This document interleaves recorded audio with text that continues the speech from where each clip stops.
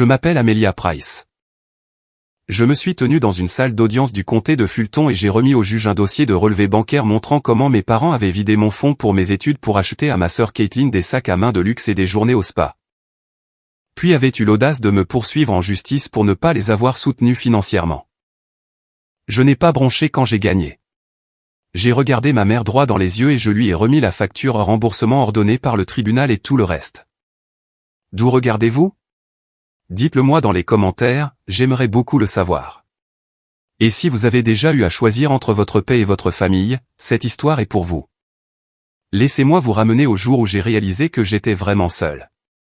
C'était un après-midi étouffant de mai à Atlanta, le genre de moment où l'air semble vibrer de possibilités. À l'intérieur du grand hall de l'université, des centaines d'entre nous, en robe noire, traînaient des pieds nerveusement vers notre avenir. Mes talons claquaient sur la scène en bois poli alors que mon nom était appelé, Amelia Price, summa cum laude. Des applaudissements ont éclaté. J'ai souri de manière spectaculaire, robotique. Mes yeux parcouraient la foule, le cœur battant avec l'espoir silencieux et désespéré d'un enfant. Peut-être qu'ils sont juste en retard. Peut-être qu'ils sont au fond en train de faire signe. Peut-être qu'ils sont. Seul Liam, mon petit ami depuis 3 ans, rayonnait au premier rang. À côté de lui, ma colocataire Liana applaudissait si fort que ses lunettes de soleil ont failli tomber. Quelques professeurs ont fait un signe de tête dans ma direction. Et c'était tout. J'ai balayé la foule une dernière fois, les joues brûlantes, les applaudissements s'effaçant déjà tandis que le nom suivant retentissait. Ils ne sont pas venus. Quand la cérémonie s'est terminée, un tourbillon d'embrassades et de flashs m'a entouré et des parents pleurant, des frères et sœurs criant, des diplômés sanglotant de fierté. J'ai souri sur les photos. J'ai posé avec mon diplôme. J'ai même forcé un rire quand quelqu'un a renversé du punch sur mes talons. Mais à l'intérieur, quelque chose de fragile s'était brisé. Liam m'a trouvé près de la pelouse arrière où ils avaient installé des rafraîchissements sous des tentes blanches vaporeuses. J'étais assise seule, serrant mon chapeau de diplômé à 2 mains comme s'il pouvait m'ancrer au sol.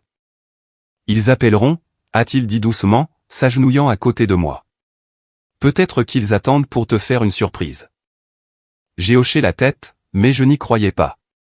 Puis les yeux de Liam se sont baissés sur son téléphone et ses sourcils se sont froncés. Quoi, ai-je demandé. Il a hésité. Peut-être que je ne devrais pas te montrer ça maintenant, Amelia. Il a tourné le téléphone vers moi. Une story Instagram de ma sœur Caitlin, publiée il y a 20 minutes. Une fête d'anniversaire somptueuse scintillait à l'écran, ballon doré, gâteau à 3 étages, pyramide de champagne. Et ils étaient là, ma mère dans sa robe émeraude, mon père avec un chapeau de fête ridicule. Tous souriant sous une enseigne au néon qui disait « Joyeux 21e anniversaire, Caitlin ». La légende, rien de tel que la famille. Béni. Je ne savais même pas que c'était son anniversaire aujourd'hui. Ils n'ont pas dit un mot. Ils ne m'ont même pas prévenu, ai-je chuchoté, chaque mot plus lourd que le précédent. Pas un seul ne m'en a parlé. Des appareils photo crépitaient au loin. Des rires s'élevaient comme une vague s'écrasant quelque part derrière moi. Mais je ne pouvais pas bouger. Je ne pouvais pas pleurer. J'ai juste fixé l'écran jusqu'à ce que ma vision se trouble et que mon cœur accepte enfin ce que mon cerveau savait déjà. Ils n'avaient pas oublié. Ils avaient choisi. Liam s'est assis à côté de moi et a glissé sa main dans la mienne. Je ne l'ai pas regardé. Je ne pouvais rien regarder d'autre que cette légende, rien de tel que la famille. Peut-être que c'était vrai. Il n'y a vraiment rien de tel que d'être rejeté aussi nettement par les gens qui vous ont élevé. On ne le sent presque pas jusqu'à ce qu'il soit trop tard. Mais cette fois, je l'avais senti. Chaque centimètre, et je ne les laisserai plus jamais s'approcher aussi près. Ce soir-là, j'étais assise en bout d'une longue table à manger en chaîne avec laquelle je n'avais aucune histoire émotionnelle, entourée d'une famille qui n'était pas la mienne mais qui, d'une certaine manière, me semblait plus proche que la mienne ne l'avait jamais été. Les parents de Liam, Cheryl et Denny, m'avaient invité pour un petit dîner afin de fêter mon diplôme. Juste nous, avait dit Cheryl joyeusement. Pas de grand spectacle. On gardera ça pour la faculté de droit. Leur maison sentait l'ail rôti et le romarin quand nous sommes entrés.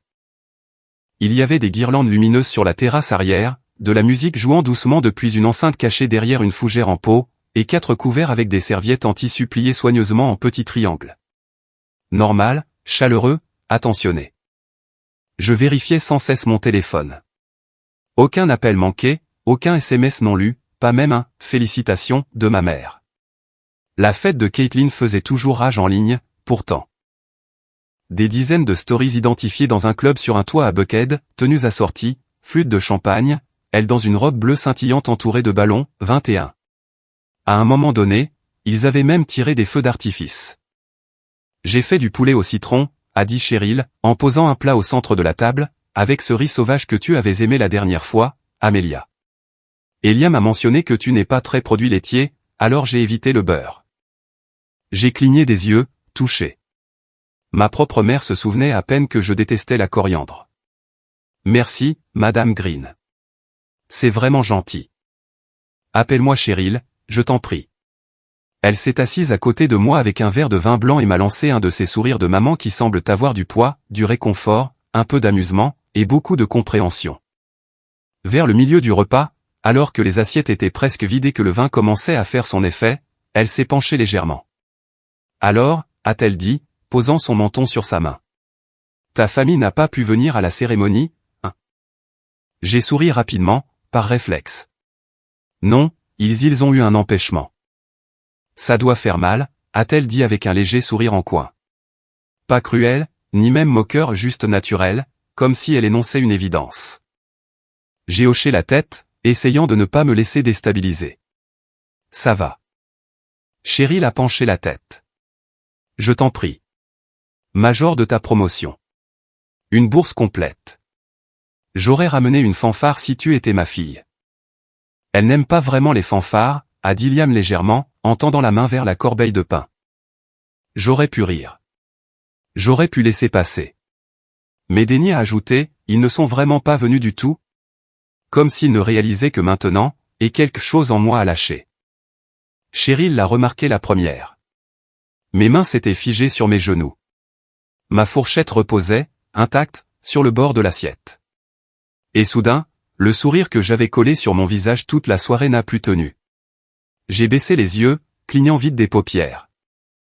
Ma gorge s'est serrée comme si elle essayait de garder la vérité à l'intérieur, mais la vérité attendait de sortir depuis le matin. Ils organisaient une fête d'anniversaire, ai-je dit doucement, dans un souffle. Cheryl a froncé les sourcils.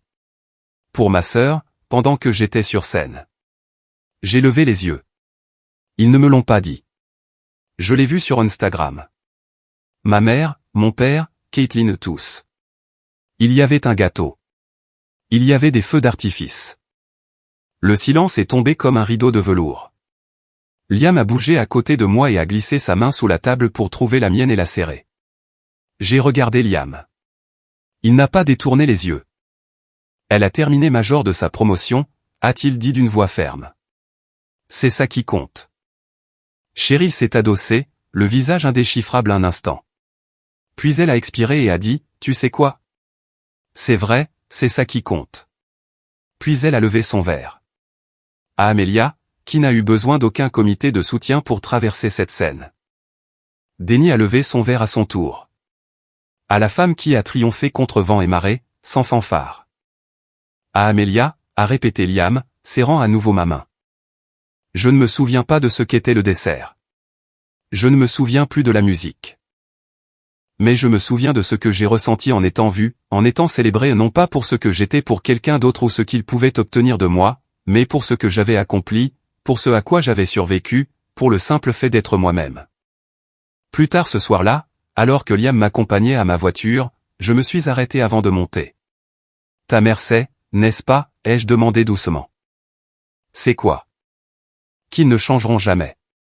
Que ce n'est pas juste un mauvais jour, que ça a toujours été comme ça. Il s'est appuyé contre la voiture, croisant les bras. Elle l'a compris dès la première fois qu'elle t'a rencontré.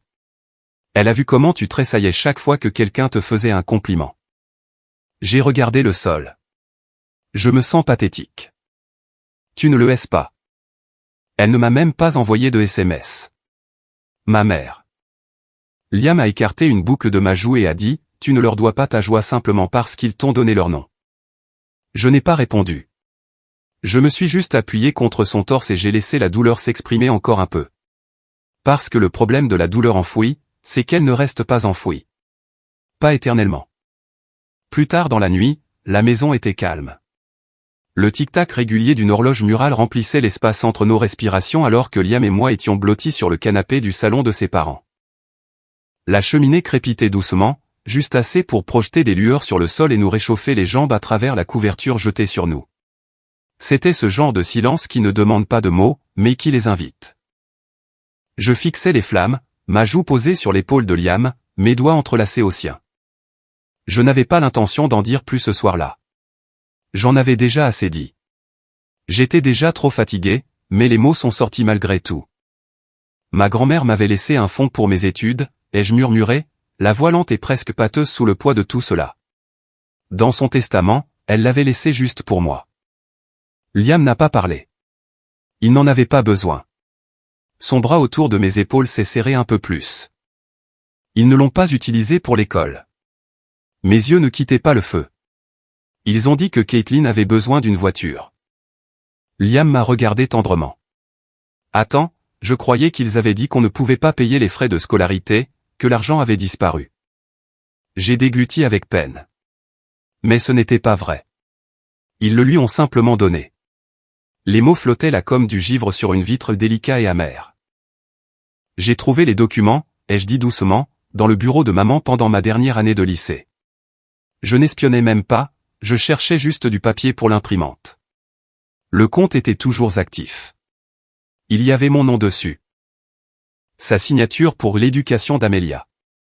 Mais quand j'ai posé des questions, ils ont dit, ne t'inquiète pas pour l'université, chérie. Tu vas avoir des bourses de toute façon.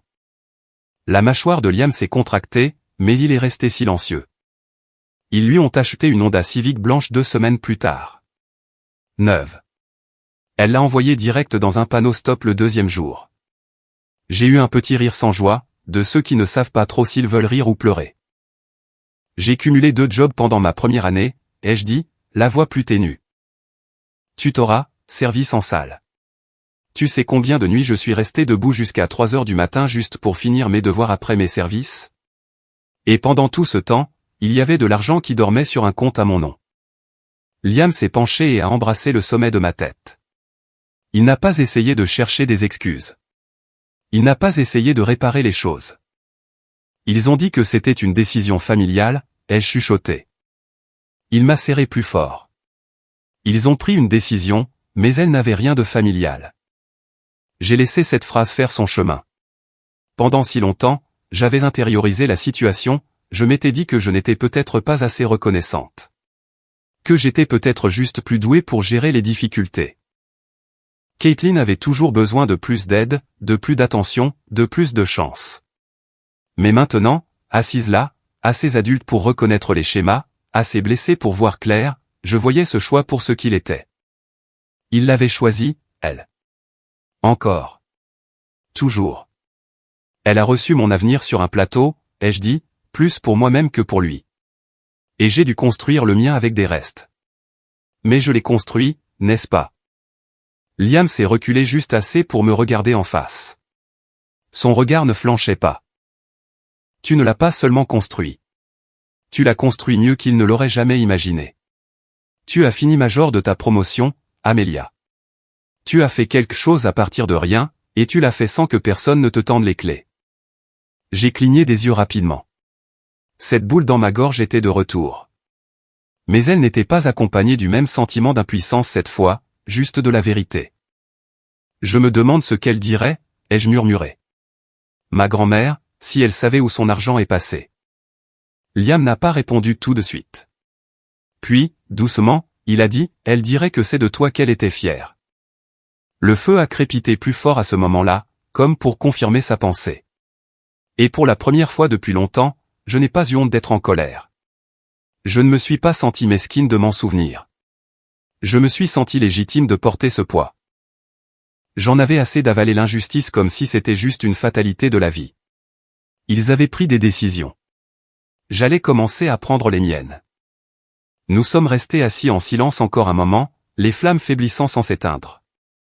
Je regardais la lumière danser sur le bras de Liam, sa présence constante à mes côtés comme une promesse que je n'avais pas su que j'avais le droit de désirer. Finalement, j'ai dit, je ne leur demanderai plus jamais rien. Liam a hoché la tête. Bien. Je n'ai rien ajouté. Je n'en avais pas besoin. Mais au fond de moi, quelque chose avait basculé.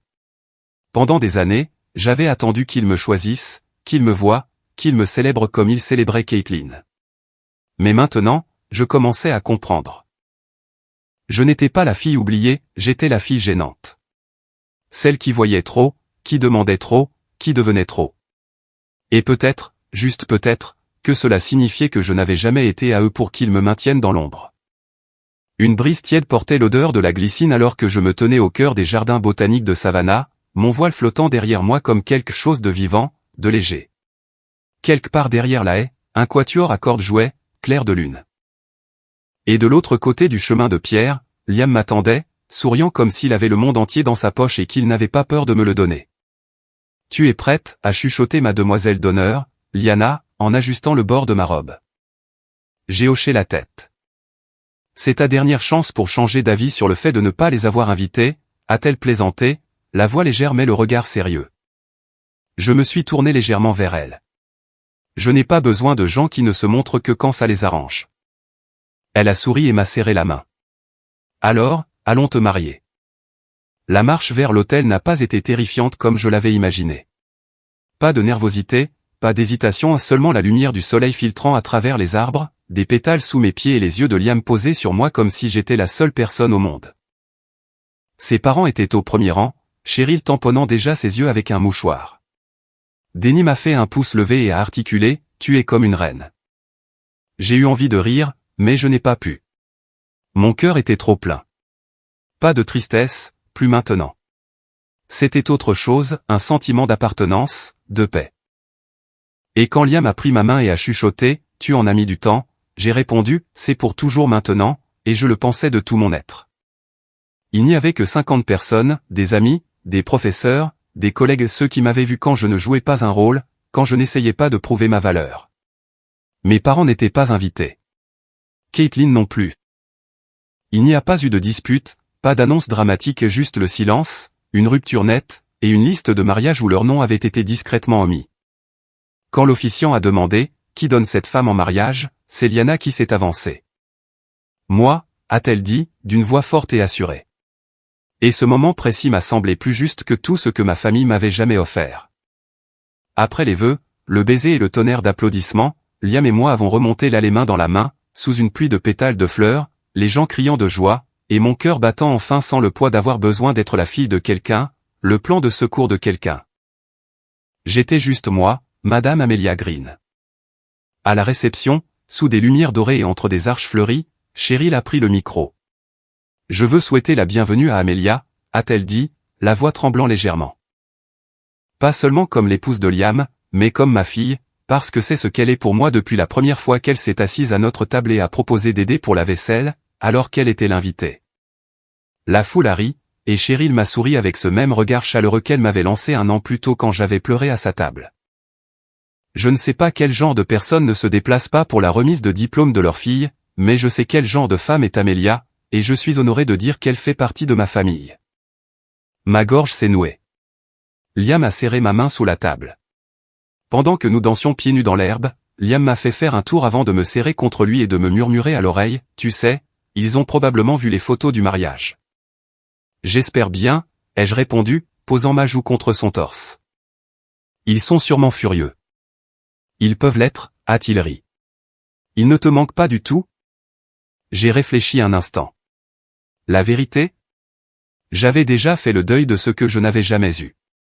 J'avais pleuré leur absence même lorsqu'ils étaient physiquement dans ma vie. Il n'y avait plus rien à regretter maintenant, juste un espace qui avait enfin été comblé par des gens qui m'avaient choisi, non par obligation, mais par envie. L'idée que je me faisais d'eux me manque, ai-je dit doucement. Mais cette idée n'a jamais existé.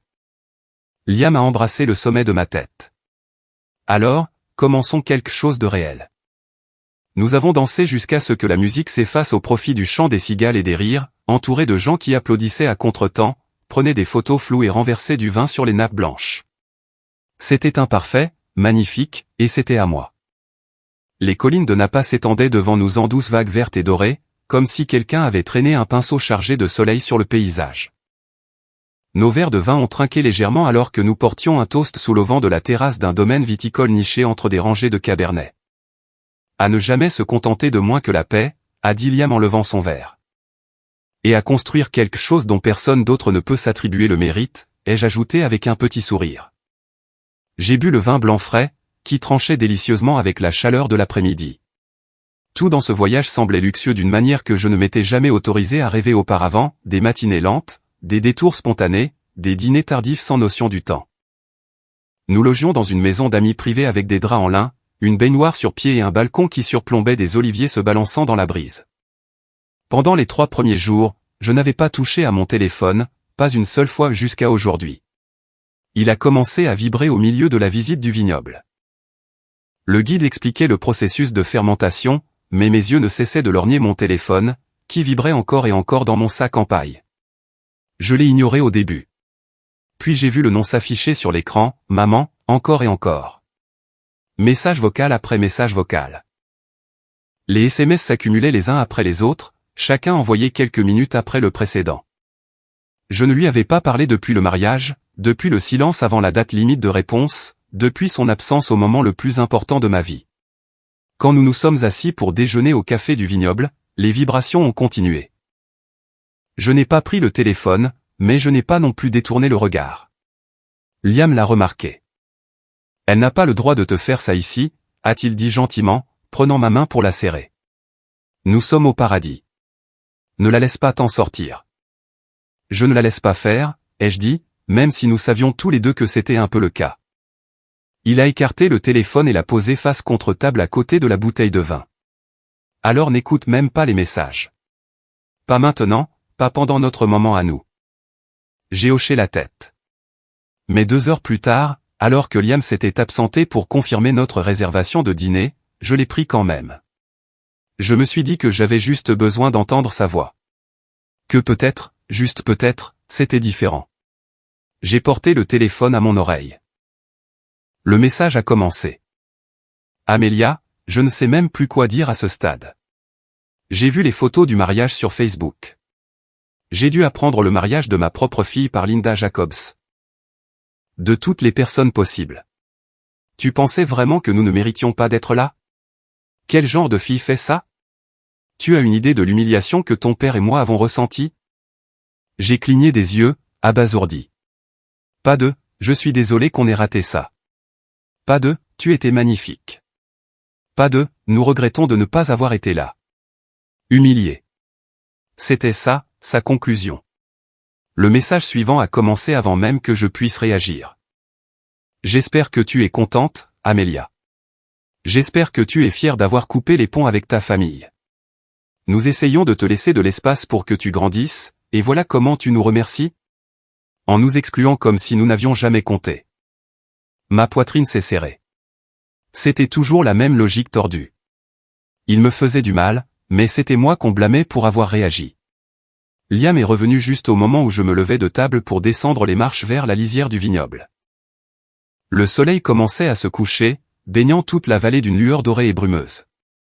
J'ai serré le téléphone, et pour la première fois depuis des mois, je l'ai rappelé.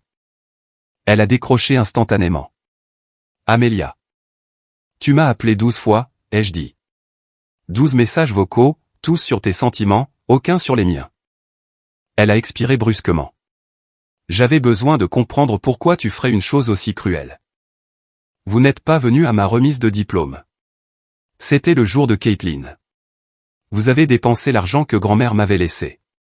Tu m'as menti à ce sujet. Silence.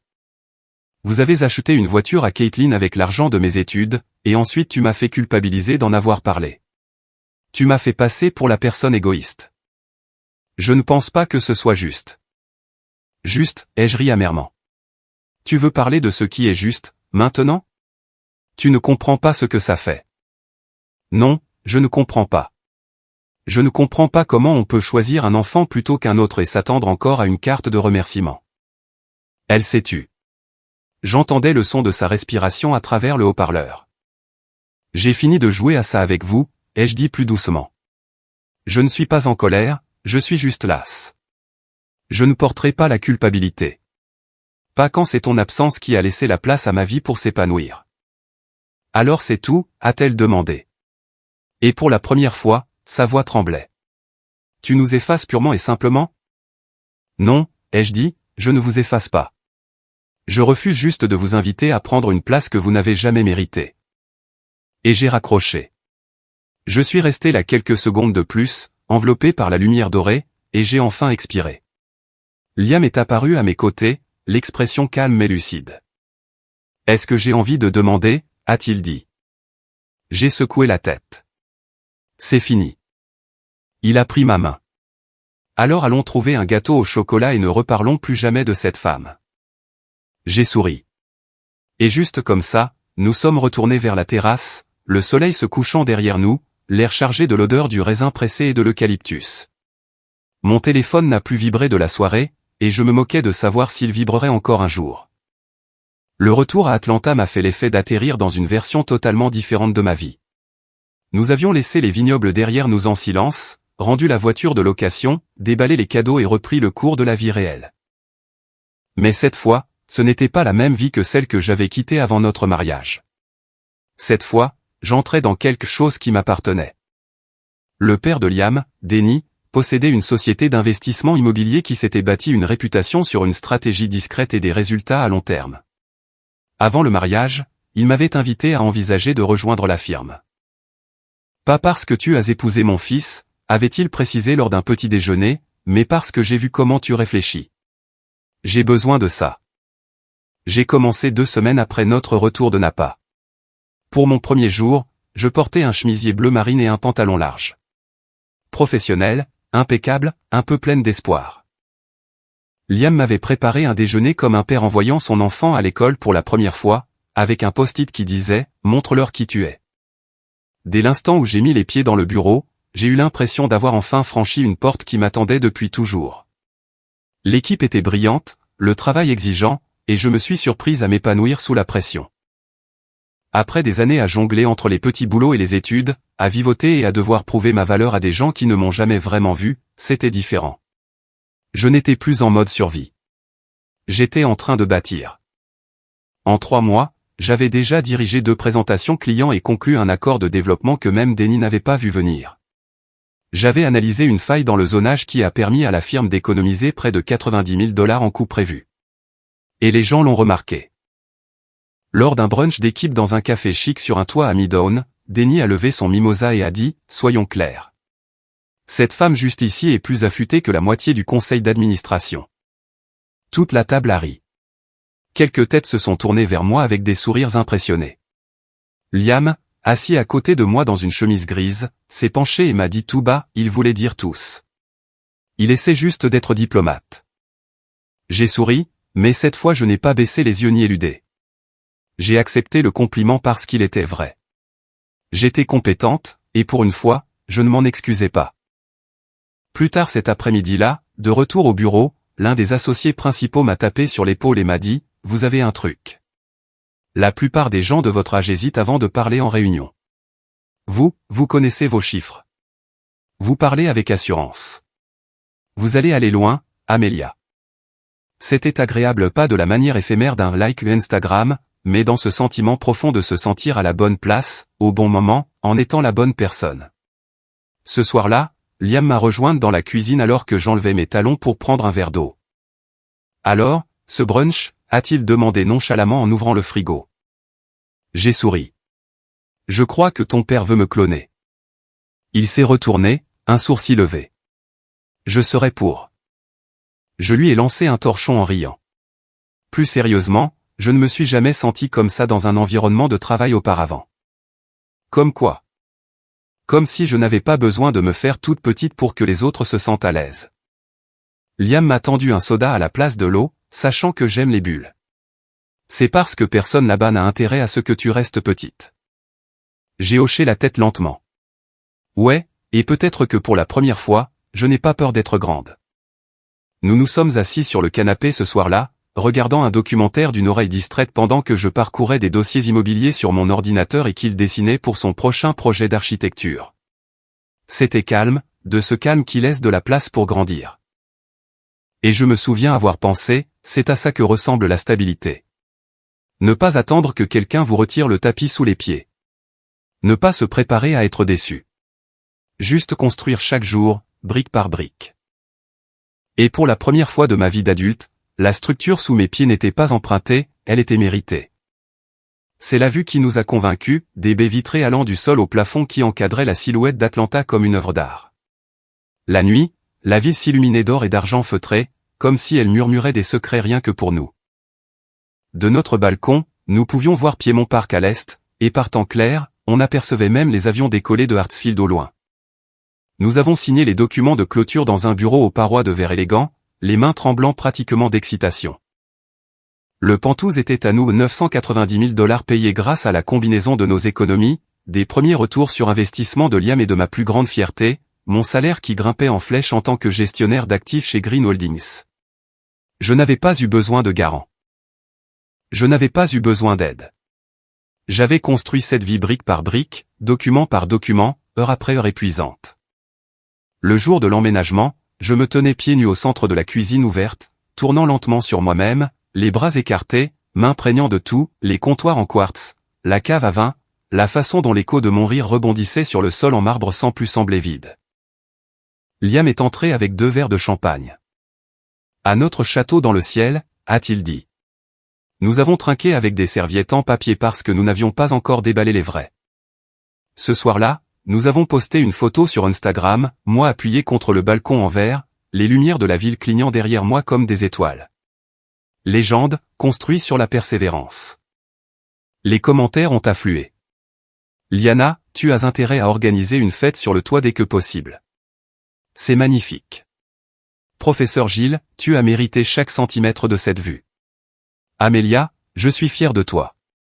Jessica de Green Holdings, même pas surprise, juste impressionnée. Cheryl, bienvenue chez toi, ma chérie. Et puis des heures plus tard, alors que je me brossais les dents en faisant défiler la dernière salve de notifications, je l'ai vu, un commentaire de ma mère. Chérie, il faut qu'on parle. On t'attend. Pas de ponctuation, pas d'émoji, juste ce ton étrangement détaché qu'elle utilisait toujours quand elle voulait paraître chaleureuse sans vraiment s'engager. J'ai fixé l'écran plus longtemps que prévu. On t'attend. Qui, on? Essayait-elle d'inclure mon père, Caitlin?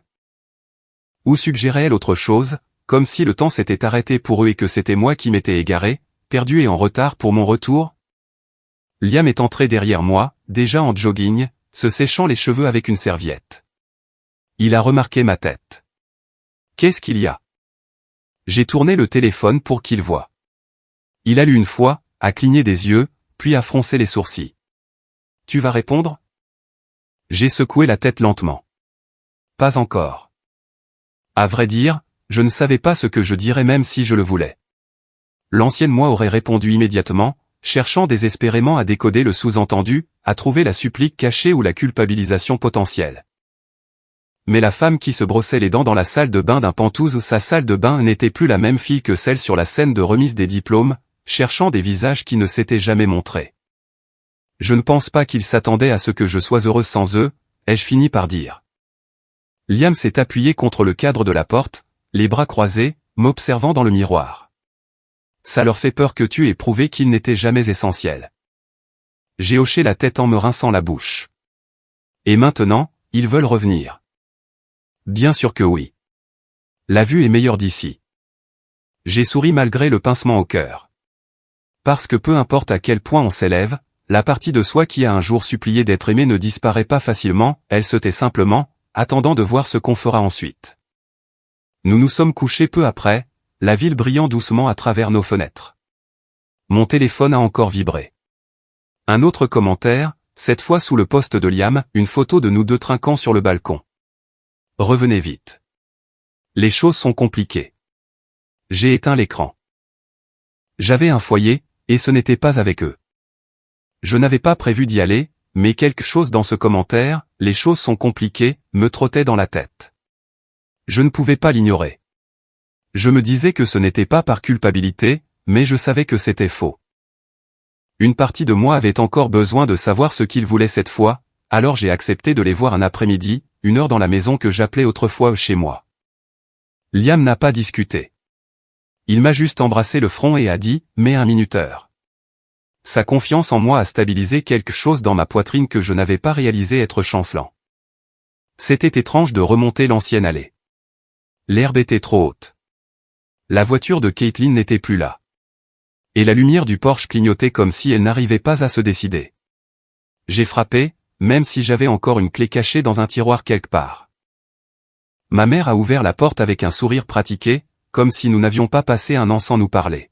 « Voilà ma grande », a-t-elle dit légèrement, me faisant entrer comme si je n'avais pas raté un seul dîner dominical. Le salon n'avait pas changé, le même canapé au coussin délavé par le soleil, les photos encadrées des compétitions de Pom-Pom Girl de Caitlin occupant toujours la majeure partie de la cheminée, une unique photo de ma remise de diplôme, poussiéreuse, reléguée dans un coin. À moitié cachée par un ange en céramique. Mon père était déjà assis, une pile de papier sur les genoux, ses lunettes posées bas sur son nez. « Amélia, merci d'être venue », a-t-il dit. « 1 heure », ai-je répondu, m'asseyant sur le bord du petit canapé. Maman a apporté du thé que je n'avais pas demandé et s'est assise en face de moi. « On ne va pas te faire perdre ton temps, chérie. » Papa s'est raclé la gorge et a brandi l'un des papiers. « On a eu une année difficile. Des problèmes de santé. La tension de ta mère, mon dos. On voit tous les deux des spécialistes et les factures s'accumulent, a-t-elle ajouté, les yeux fuyant vers les miens. Les assurances ne couvrent presque rien de nos jours. J'ai attendu. Papa a joint les mains.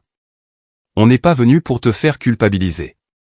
On espérait juste que tu pourrais envisager de nous aider un peu, juste pour nous sortir de cette mauvaise passe. On y était, même pas 5 minutes après mon arrivée. Pourquoi maintenant, ai-je demandé calmement. Après le mariage, après tout ce qui s'est passé. Papa s'est penché en avant. Parce que tu es en position d'aider. Et que nous sommes tes parents. Ma gorge s'est serrée, mais je n'en ai rien montré. Vous n'étiez pas en position de m'aider, moi, mais vous avez trouvé le moyen d'aider Caitlin à répétition. Ce n'est pas juste, a dit maman rapidement. On a fait de notre mieux avec ce qu'on avait. Vous aviez un fonds pour mes études de la part de grand-mère, ai-je répliqué, la voix basse et ferme. Vous l'avez utilisé pour la voiture de Caitlin, les cours de Caitlin, votre voyage d'anniversaire à Saint-Augustine. Vous n'avez pas fait de votre mieux, vous avez fait un choix. Un muscle a tressailli dans la mâchoire de mon père. Tu as un pantouse maintenant. Tu es marié.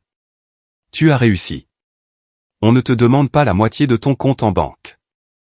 Non, ai-je dit, me redressant. Vous me demandez juste de boucher un trou que vous avez creusé il y a des années, et vous n'assumez toujours pas. Tu es cruelle, s'est écriée maman. On ne t'a pas élevée pour être si froide. J'ai senti mes mains trembler sur mes genoux. Je les ai serrées en poing. On m'a élevé pour faire passer tout le monde avant moi, pour me taire, pour accepter des miettes et appeler ça de l'amour. Ni l'un ni l'autre n'a parlé. J'ai gagné ma vie toute seule, ai-je continué, sans un centime de votre part. Et maintenant vous voulez que je me sente mal d'avoir réussi. La voix de mon père s'est brisée. On se noie, Amélia. Et moi je me noyais à 20 ans, à travailler la nuit et sauter des repas parce que vous disiez que Caitlin avait plus besoin que moi. Maman a ouvert la bouche, mais j'ai levé la main. Vous avez menti. Vous avez manipulé. Et maintenant vous recommencez. Pour la première fois, mon père a détourné le regard. Je me suis levé. J'espère que vous trouverez une solution, ai-je dit en ramassant mon sac. Mais ce n'est pas moi qui réglerai ça. Vous m'avez appris à survivre sans vous. J'ai bien retenu la leçon. Amélia. Ma mère a tendu le bras, mais j'ai reculé. Non, ai-je dit, pas cette fois. Je suis sorti de cette maison la tête haute, même si mon cœur volait en éclats. Parce que même quand on s'attend au pire, une petite partie de soi espère toujours qu'ils nous prouveront le contraire. Les miens ne l'ont jamais fait. De retour dans le silence feutré de notre cuisine aux Pantouzes, j'étais debout au comptoir, portant toujours le même chemisier que lors de la visite. Je n'avais même pas enlevé mes talons. Ma voix était tâtonne quand j'ai tout raconté à Liam. Chaque phrase que mes parents avaient répétée, chaque pause chargée de culpabilité, chaque accusation tremblante déguisée en besoin. Il a écouté en silence, le visage indéchiffrable, versant de l'eau chaude sur un sachet de thé dans mon mug en céramique préféré. Earl Grey, 2 sucres, pas de lait. L'odeur à elle seule a un peu apaisé ma poitrine. Je n'ai pas crié, ai-je murmuré. Je ne les ai pas laissés me provoquer. Je suis juste parti. Il a posé le thé devant moi et s'est appuyé contre l'îlot central en marbre, les bras croisés. C'est bien. Il ressemblait à des étrangers, Liam. Comme deux personnes que je ne pouvais même plus reconnaître. Peut-être parce qu'ils n'ont jamais été ceux que tu croyais. J'ai bu une gorgée. Le thé m'a brûlé la langue, mais je n'ai pas bronché. J'avais besoin de cette brûlure. J'avais besoin de ressentir quelque chose d'autre que ce vide silencieux dans mes côtes. Ils n'arrêtaient pas de dire qu'ils se noyaient, ai-je dit. Mais je n'arrivais pas à savoir si c'était leur santé ou juste les conséquences de leurs actes. Est-ce que ça change quelque chose, a demandé Liam doucement. Dans les deux cas, ils te demandent de payer une facture qu'ils ont eux-mêmes créée. J'ai fixé le fond du mug. J'ai l'impression d'être mise à l'épreuve. Il a contourné le comptoir et a passé ses bras autour de mes épaules par derrière. Tu as déjà réussi l'examen. Pour la première fois depuis la visite, j'ai expiré totalement, j'ai laissé mon corps s'appuyer contre le sien, j'ai laissé quelqu'un d'autre me porter. Et pendant 2 jours entiers, le calme est revenu. Je suis retourné travailler, j'ai rencontré des clients, j'ai examiné une propriété à Brookhaven et j'ai rédigé une proposition que Denny a qualifiée de quasiment parfaite. Nous avons cuisiné ensemble, regardé un thriller auquel nous n'avons presque pas prêté attention, ri de rien, puis de tout. J'ai failli croire que ce serait la fin de l'histoire, jusqu'à ce que l'enveloppe arrive. Elle était épaisse, formelle, et livrée en main propre par un coursier qui m'a demandé de signer. J'avais à peine refermé la porte que je l'ai déchirée, parcourant les lignes rapidement, puis plus lentement. Quand j'ai atteint la dernière page, mes mains tremblaient. Ils me poursuivent en justice, ai-je dit à haute voix, les mots étant si absurdes que j'avais du mal à les assimiler. Liam a levé les yeux de la table à manger où il dessinait des plans de façade. Quoi? Je lui ai tendu les papiers. Ils ont déposé une demande de pension alimentaire. Il a pris les documents, les feuilletant lentement, le visage fermé. C'est de la folie, ai-je chuchoté en faisant les 100 pas sur le parquet. Ils prétendent que je les ai abandonnés, que je suis légalement obligé de les aider, que j'ai bénéficié de leur sacrifice. J'ai ri, d'un rire sec et sans humour. Des sacrifices comme dépenser mon argent pour les études en sac à main de Marc et en week-end au spa.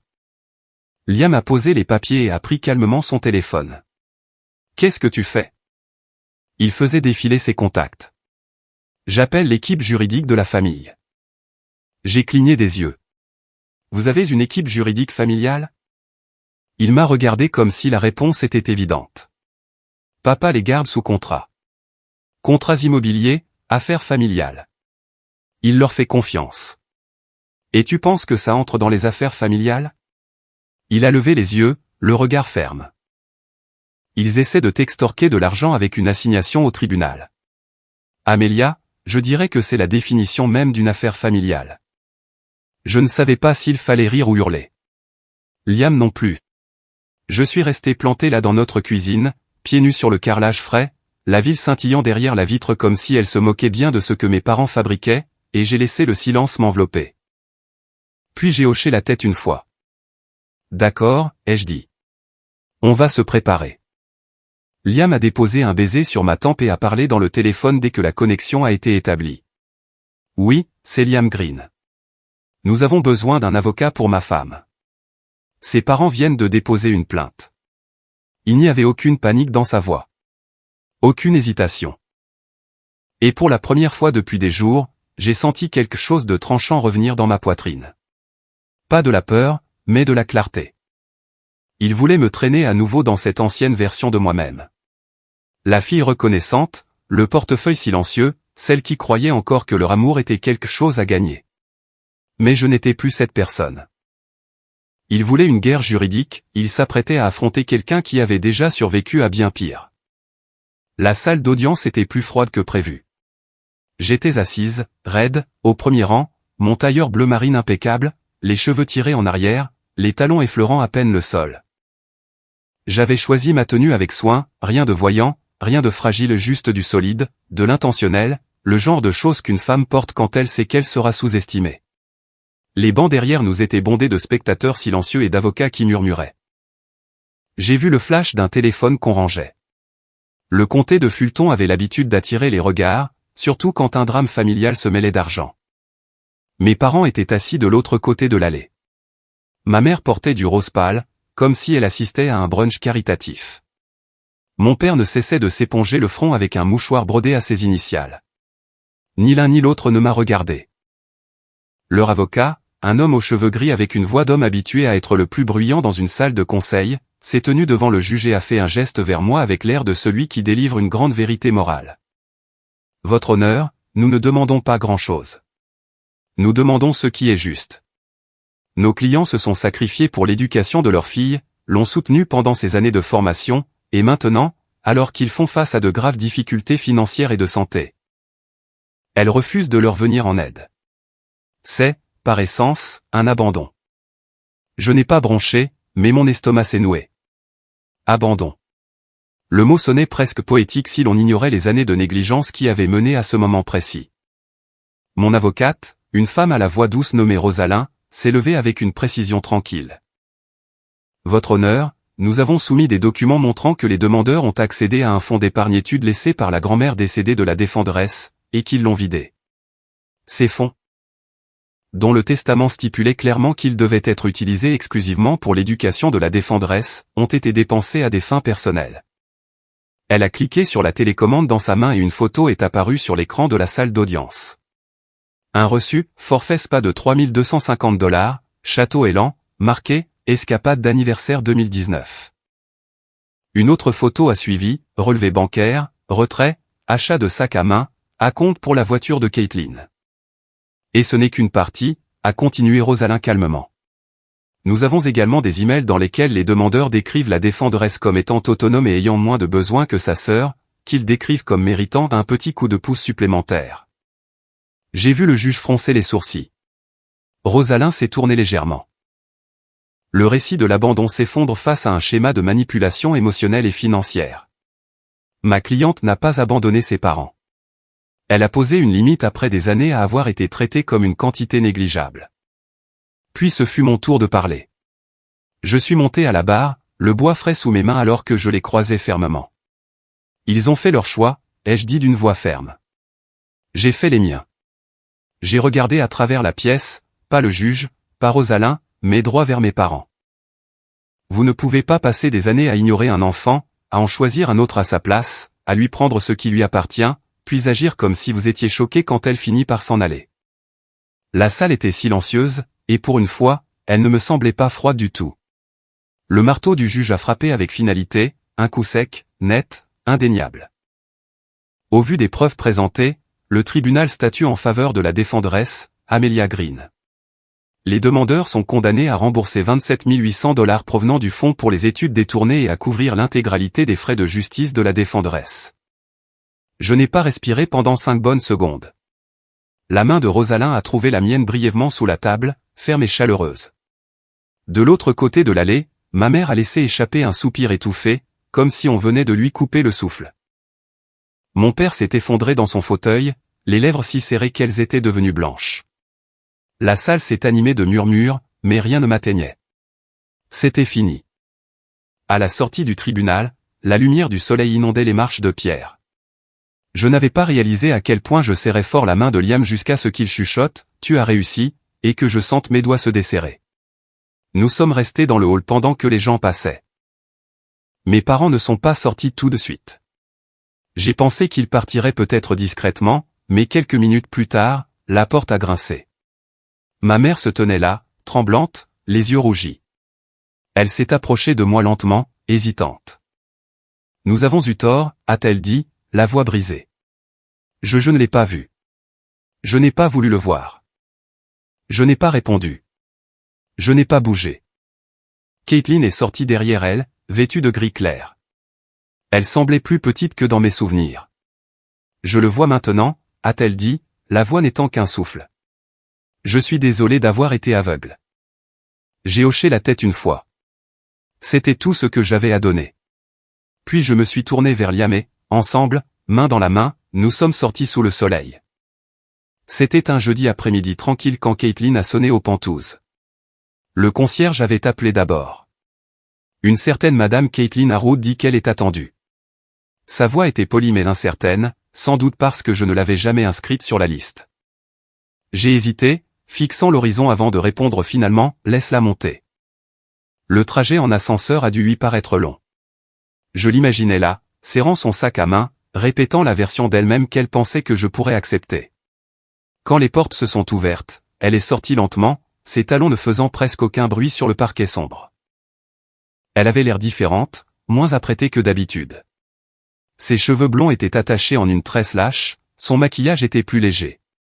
Elle portait un jean et un gilet bleu marine simple, effacé, presque méconnaissable. « Salut », a-t-elle dit doucement. « Salut. » Nous sommes restés là dans le salon pendant un moment trop long. Le silence entre sœurs peut s'étirer à l'infini quand il a été nourri pendant des années. Finalement, j'ai fait un geste vers le coin salon près du balcon. « Tu veux un café ?» Elle a hoché la tête. « Oui, volontiers, si ça ne te dérange pas. » J'ai apporté 2 mugs, noirs, sans sucre, comme elle l'aimait autrefois, et nous nous sommes assises à chaque extrémité du canapé. La ville s'étalait derrière nous, immense et calme. Caitlin faisait tourner le mug entre ses mains avant de parler. Il contrôlait tout, a-t-elle dit à voix basse. La façon dont on te voyait, ce qu'on nous racontait. Je n'étais même pas au courant pour le fond d'études jusqu'à la semaine dernière. Je n'ai rien dit, la laissant parler. Ils m'ont fait croire que tu étais toujours en colère, difficile, mais je regarde en arrière aujourd'hui et je me demande à quel point ce n'était pas juste toi qui essayais d'être entendu. Ma poitrine s'est serrée, mais je n'en ai rien montré. Je ne suis pas là pour les défendre, a-t-elle ajouté rapidement. Je veux être quelqu'un de mieux que ce d'où je viens. Et peut-être qu'il est trop tard, mais s'il y a la moindre chance, j'aimerais qu'on reparte à zéro. Ses yeux ont rencontré les miens, hésitants mais sincères. J'ai serré mon café un peu plus fort. Je ne te hais pas, ai-je dit après un instant. Mais je ne suis pas prête à faire comme si le passé n'avait pas existé. Je ne construis plus de pont pour personne d'autre que moi-même désormais. Ça t'inclut aussi. Je comprends. Je l'ai étudié pendant un long moment, puis j'ai expiré. Mais si nous devons essayer, vraiment essayer, alors ce sera selon mes termes. Pas de faux semblants, pas de réécriture de l'histoire, juste la vérité. Caitlin a hoché la tête, les yeux brillants. C'est plus que juste. Elle a repris son mug, et pour la première fois depuis des années, je n'ai pas eu l'impression d'avoir une étrangère assise sur mon canapé. Juste quelqu'un qui essayait. Nous avons discuté pendant plus d'1 heure. Tout n'était pas résolu. Certaines choses ne le seront peut-être jamais, mais alors qu'elle se levait pour partir, elle s'est arrêtée sur le pas de la porte. Je t'enviais, autrefois, a-t-elle dit. Même quand j'avais tout, parce que tu avais quelque chose que je n'avais pas. J'ai penché la tête. Quoi donc? La combativité. Puis elle est partie. Et je suis resté là, regardant la porte se refermer, me demandant ce que cela signifiait que la personne qui avait autrefois bénéficié de mon silence veuille maintenant m'entendre parler. 2 ans plus tard, l'horizon semblait différent depuis la terrasse sur le toit de notre nouveau bureau du centre-ville. Ce n'était pas seulement le bâtiment élégant, moderne, avec des baies vitrées et un mur végétal dans le hall. C'était le sentiment qu'il dégageait, la conscience que j'avais aidé à construire cela, brique par décision, instant après instant. Le brunch femme dans la tech était mon idée, pas juste un énième événement de réseautage, ai-je dit à l'équipe. Faisons un moment de partage, d'appropriation, de création d'espace. Des dizaines de femmes s'étaient déplacées, des PDG, des ingénieurs, des analystes juniors. La table était dressée avec des tulipes fraîches et des serviettes en lin, et un air de jazz léger jouait sous le brouhaha des conversations et des rires. Quand ce fut mon tour de parler, je n'ai pas lu de notes. Je me suis tenu devant elles toutes, micro en main, et j'ai dit la vérité. Pendant des années, j'ai cru que je devais mériter l'amour par la réussite, ai-je commencé. Pendant des années, je me suis dit que je n'avais pas besoin de reconnaissance tant que j'étais utile. Les têtes ont hoché lentement. Mais voici ce que je sais aujourd'hui, ai-je continué. Vous ne devez le silence à personne quand ils ont passé des années à essayer de vous effacer. Il y a eu un silence paisible, puis des applaudissements, longs et nourris. Le genre qui ne se contente pas de vous récompenser, mais qui reconnaît ce que vous êtes. J'ai levé les yeux et, à l'autre bout de la pièce, Liam se tenait près de la table du traiteur, un café à la main. Nos regards se sont croisés. Il n'a pas fait un grand sourire, juste ce qu'il fallait. C'était le sourire de quelqu'un qui avait vu chaque version de moi et qui était resté. J'ai souri à mon tour. Et à ce moment-là, entouré de lumière, de rire et de femmes revendiquant leur place comme un droit de naissance, j'ai su que je n'étais plus en mode survie. Je vivais. Et c'était la fin de mon histoire. Je repense souvent à ce que Caitlin a dit avant de quitter mon appartement, qu'elle m'enviait même quand elle avait tout. Elle aurait pu rester silencieuse comme avant, mais elle ne l'a pas fait. Pensez-vous qu'elle a bien fait de l'admettre? Ou avez-vous déjà vu quelqu'un faire preuve de ce genre de sincérité dans votre propre vie? Dites-le moi dans les commentaires. Et si cette histoire vous a touché, même un peu, n'oubliez pas d'aimer et de vous abonner pour en voir d'autres.